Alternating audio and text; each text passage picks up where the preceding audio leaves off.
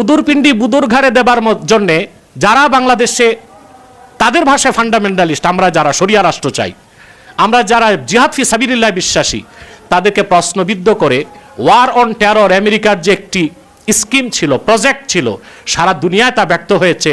নতুন করে সেই ওয়ার অন টেরর, জঙ্গিবাদের তকমা দিয়ে আলেম ওলামাকে প্রশ্নবিদ্ধ করা, তাদেরকে শাস্তির আওতায় আনার অশুভ চক্রান্ত শুরু হয়েছে। বাংলাদেশে গৃহযুদ্ধ করাবে আমেরিকা, সেটার ক্ষেত্র প্রস্তুত করার জন্য। কারণ বাংলাদেশে আসতে হলে গ্রাউন্ড তৈরি করতে হবে। গ্রাউন্ড তৈরির জন্য সে ছুতো খুঁজে, ছুতো খোঁজার জন্য সে তাদের পোষা সাংবাদিক, কিছু লন্ডনে আছে, কিছু আমেরিকায় আছে, তাদের মাধ্যমে বিভিন্ন কল্পিত সংবাদ পরিবেশন করছে, যেন পরবর্তীতে আমেরিকা সিভিল ওয়ার করিয়ে বাংলাদেশে সামরিক হস্তক্ষেপ করতে পারে। বাংলাদেশকে একটি প্যারালাইজ স্টেট বানানো হচ্ছে। আপনারা দেখেছেন এখন রাজনৈতিক দলগুলোর মধ্যে চলছে ত্রিমুখী লড়াই, চতুর্মুখী লড়াই। এ সব কিছুই হচ্ছে অশুভ চক্রান্তগুলো বাস্তবায়নের অংশ হিসেবে। এটা আমি শতভাগ নিশ্চিত করে বলতে পারি। বিগত 16 বছর আমাদের বাংলাদেশে আলেম ওলামা পীর মাশায়েখ সবচেয়ে নির্যাতিত হয়েছে, এবং সেখানে হিন্দুত্ববাদী ভারতীয় আধিপত্যবাদের হয়ে কাজ করেছিল। এদেশে হাজারো আলেম ওলামা পীর মাশায়েখ ছাত্র জনতার জীবন উৎসর্গ এবং রক্তের বিনিময়ে আমরা যে একটি বাংলাদেশ পেয়েছিলাম 5ই আগস্টের পরে, কিন্তু আমাদের আশা নিরাশায় পরিণত হয়ে গিয়েছে। 14 মাসে বাংলাদেশের অবস্থাটি দেখুন আপনারা। সবচেয়ে দুঃখজনক হচ্ছে এখানে কোনো একটি শক্তিশালী রাষ্ট্রের কিছু এজেন্ডা বাস্তবায়ন করার জন্যই বর্তমান সরকার কিছু প্রেসক্রিপশন হাতে নিয়েছে। প্রকৃত মুসলিম যারা, ফান্ডামেন্টালিস্ট মুসলিম, প্র্যাকটিসিং মুসলিম, এদেশের আলেম ওলামা যারা বাংলাদেশে শরিয়া আইন চায়, যারা জিহাদ ফি সাবিলিল্লাহ বিশ্বাসী, তাদের সাথেই মূলত দ্বন্দ্ব চলছে পশ্চিমাদের। এটা হচ্ছে সভ্যতার দ্বন্দ্ব, এটা আমাদের বুঝতে হবে। আর তথাকথিত লেবাসধারী মডারেট মুসলিম যারা অতিমাত্রায় গণতন্ত্র পূজারী, তারা মার্কিন যুক্তরাষ্ট্রের এবং পশ্চিমাদের স্বার্থগুলো আদায় করে দেবার কমিটমেন্ট ইতিমধ্যেই করে ফেলেছে। অর্থাৎ তারা যদি ক্ষমতায় যেতে পারে, মার্কিন এজেন্ডাগুলো বাংলাদেশে বাস্তবায়ন হবে। সবচেয়ে দুঃখজনক হচ্ছে সে এজেন্ডাগুলো বাস্তবায়নের জন্য বাংলাদেশকে একটি প্যারালাইজ স্টেট বানানো হচ্ছে। আপনারা দেখেছেন 14 মাসে বাংলাদেশে আইন শৃঙ্খলার অবনতি ঘটেছে, যোগাযোগ ব্যবস্থা বিপর্যস্ত হয়েছে, দ্রব্যমূল্যের ঊর্ধ্বগতি হয়েছে, এবং সিভিল প্রশাসন ব্যর্থতার পরিচয় দিয়েছে। খুন, রাহাজানি, গুম আগের চেয়েও বেড়ে গেছে।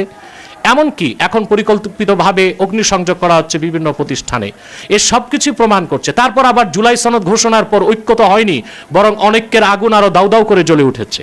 এখন রাজনৈতিক দলগুলোর মধ্যে চলছে ত্রিমুখী লড়াই, চতুর্মুখী লড়াই। এ সব কিছুই হচ্ছে অশুভ চক্রান্তগুলো বাস্তবায়নের অংশ হিসেবে। এটা আমি শতভাগ নিশ্চিত করে বলতে পারি।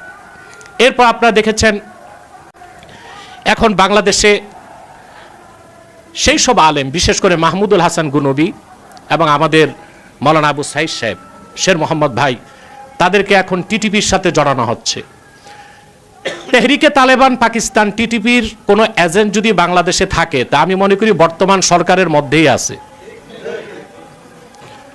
উদুরপিণ্ডি বুদুর ঘাড়ে দেবার জন্যে যারা বাংলাদেশে তাদের ভাষায় ফান্ডামেন্টালিস্ট, আমরা যারা শরিয়া রাষ্ট্র চাই, আমরা যারা জিহাদ ফি সাবিলিল্লাহ বিশ্বাসী, তাদেরকে প্রশ্নবিদ্ধ করে ওয়ার অন টেরর আমেরিকার যে একটি স্কিম ছিল, প্রজেক্ট ছিল, সারা দুনিয়ায় তা ব্যক্ত হয়েছে।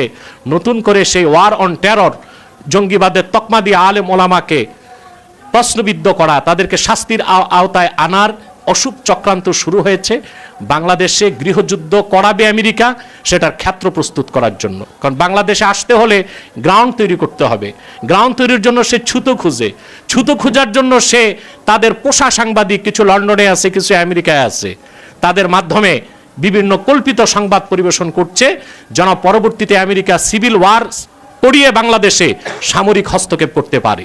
কারণ আমেরিকার, পশ্চিমাদের দীর্ঘদিনের এজেন্ডা হচ্ছে বাংলাদেশে একটা খ্রিস্টান স্টেট তারা বানাবে। পার্বত্য চট্টগ্রাম, ভারতের মিজোরাম এবং মায়ানমারের আরাকান, এই তিনটা জোন নিয়ে একটি খ্রিস্টান স্টেট তারা বানাবে। খাতায় কলমে খ্রিস্টান স্টেট চালাবে ইহুদিরা।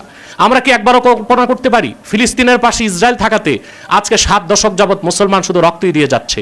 আমাদের বাংলাদেশের পাশে যদি একটি খ্রিস্টান স্টেট হয়, যুগের পর যুগ আমাদের রক্ত দিয়ে যেতে হবে। বর্তমান সরকার সবকিছু বুঝেও নিশ্চুপ হয়ে বসে আছে, এবং যারা মাঠে রাজনীতি করছে, পাওয়ার পলিটিক্স করছে, তারা তাদের পলিটিক্যাল ফাদার, রাজনৈতিক আব্বা আমেরিকার প্রেসিডেন্টকে খেপাতে চায় না শুধু ক্ষমতায় যাবার জন্যে। কিন্তু আমরা তা হতে বাংলাদেশে দিব না ইনশাআল্লাহ।